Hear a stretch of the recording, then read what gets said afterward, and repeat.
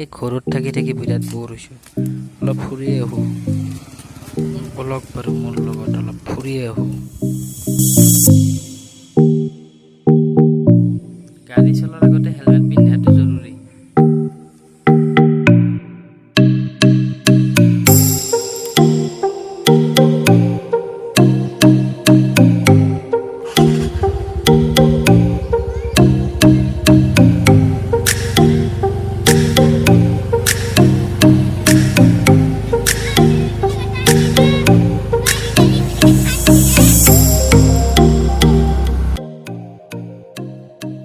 কথাটো হ'ল কৰোণাৰ কাৰণে ক'তো যাব পৰা নাছিলোঁ বহুত দিন।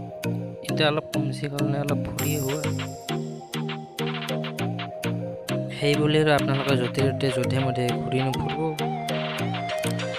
মই মাস্ক চাস্ক পিন্ধি লৈ হেলমেট পিন্ধি অলপ ফুৰি আহোঁ। আৰু এই ড্ৰামবিলাকত ৰাতি অলপ সাৱধান মানে দিনতো অলপ সাৱধান, নহ'লে খুন্দা মাৰি এক্সিডেণ্ট হৈ যাব। এনেকৈ মই যাই আছোঁ দুইফালে পথাৰৰ মাজে মাজে সুন্দৰ যাই আছোঁ। অলপ ৰ'দ দিছে।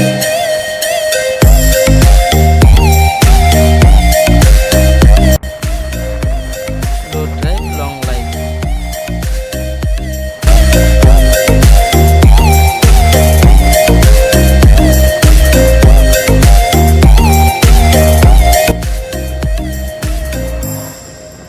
এনেকৈ মই শিলবালাৰে গঠিত এই পিচ ৰাস্তাটোৰ মাজেদি মানে চাইডেদি আৰু মোৰ চাইডটোদি সুন্দৰভাৱে যাই আছোঁ।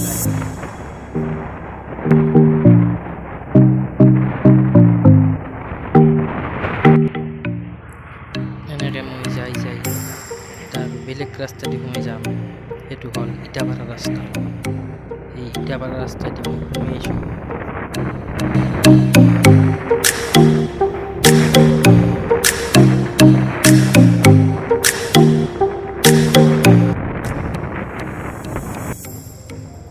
এনেকৈ মই যাই হ'ব ভাঙা দলং দেখোনে। এনেকৈ এটা বেলেগ সৰু সুৰা ৰাস্তা দি সোমাই আহি এক ঘৰ মানুহ তাতে আহি পালোঁ। Bye bye.